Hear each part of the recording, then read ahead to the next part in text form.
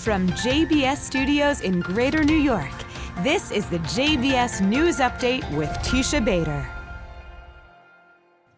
I'm Teisha Bader with the JBS News Update for Wednesday, September the 30th, 2020. For the first time ever, students at Columbia University in New York City passed an Israel boycott referendum. It was sponsored by the group Columbia University Apartheid Divest and calls for the school to boycott and divest from companies that, quote, profit from or engage in the State of Israel's acts towards Palestinians, unquote. 61% of undergraduates who participated, about 1,081 votes, went in favor, with 27%, 485 votes against, and 12%, about 205 votes, abstaining. The president of the Ivy League school, Lee Bollinger, said the referendum would not change the school's investment policies. Bollinger wrote that while he welcomes robust debate, altering our endowment in order to advance the interests of one side is not among the paths we will take.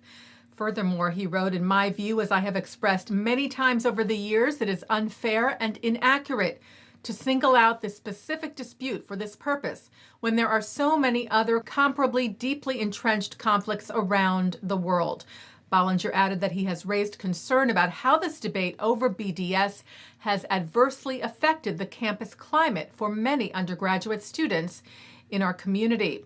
While concern over the impact of such BDS efforts, the boycott, divestment, and sanctions campaign that seeks to delegitimize the State of Israel was shared by the group Students Supporting Israel at Columbia, who wrote on their Facebook page, "We know that Jewish students are 3 to 8 times more likely to be victims of anti-Jewish hostility after BDS resolutions pass." The group further wrote, "It is an extremely saddening realization that our fellow students of Ivy League level do not understand why boycotting Israel but not any other country is a blatant double standard." The American Jewish Committee tweeted, "It is disappointing to see Columbia students support a divisive BDS referendum that ostracizes and harms the campus Jewish community." And B'nai B'rith International wrote, "Shame on Columbia University students for voting in favor of a BDS resolution. We condemn this reprehensible anti-Israel and anti-Semitic measure." And the BDS movement was called out by a New Jersey Democratic congressman in his introducing a bipartisan resolution this week against the Palestinian Authority's policy of financially rewarding terrorists who murder Israelis, known as pay to slay. The resolution to stop rewarding terrorists was presented by Josh Gottheimer, who said Monday this brutal practice is indefensible and should be condemned by all who care about justice and human rights, adding there are few clearer examples of bias and double standards than supporting the hostile and anti-Semitic BDS movement while turning a blind eye to rewarding terrorism. The resolution was co-sponsored by Republican Representative Tom Reed of New York and Democratic Representative Max Rose of New York. It names 3 Americans killed in the 1996 Jaffa Road bus bombing in Jerusalem: New Jersey resident Sarah Duker and her boyfriend, Connecticut resident Matthew Eisenfeld, as well as New York City resident Ira Weinstein.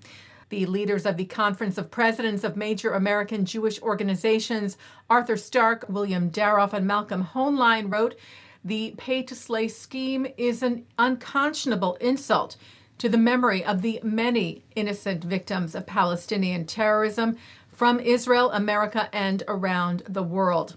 And this resolution, they wrote, rightly calls on the international community to recognize it as a barbaric and unacceptable practice. And they urged its passage, as did B'nai B'rith International, who tweeted, "We urge both chambers to support this important statement against terror and those who support it." Well, the first of 2 Iron Dome missile defense batteries was delivered to the United States today from Israel. Israel's defense ministry said these batteries will be employed in the defense of U.S. troops against a variety of ballistic and aerial threats. If you recall, a purchase agreement for the 2 defense systems was signed last August. Israeli Defense Minister Benny Gantz tweeted that the defense battery has saved the lives of many Israelis. And it is a great pride, he wrote, that this advanced system will also protect U.S. Army soldiers. Gantz also said in a statement that the completion of this agreement serves as further proof that the defense alliance between the U.S. and Israel is based on common values and interests which are stronger than ever. The government of Sweden has allocated $1.1 million towards opening the country's first Holocaust museum. Sweden's culture ministry called the Holocaust an unparalleled crime against humanity, saying its memory and lessons must continue to be preserved and communicated about. It said the funds will go to the Living History Forum, which is a government agency in Stockholm that educates about the Holocaust, human rights, and tolerance. Plans for the museum were announced back in 2018, which included a focus on survivors from the Scandinavian country and a center devoted to Holocaust hero Swedish diplomat Raoul Wallenberg, who saved thousands of Hungarian Jews during the Holocaust. Taking a look now at our programming for tonight on JBS for Wednesday, September the 30th. At 7 o'clock, Dennis Ross and David Makovsky discuss the dramatic peace agreements between the UAE and Israel and its implications for the Palestinians.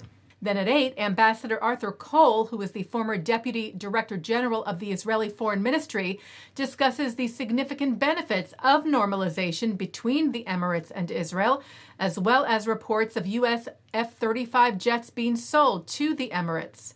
That's with Benjamin Anthony of the Miriam Institute.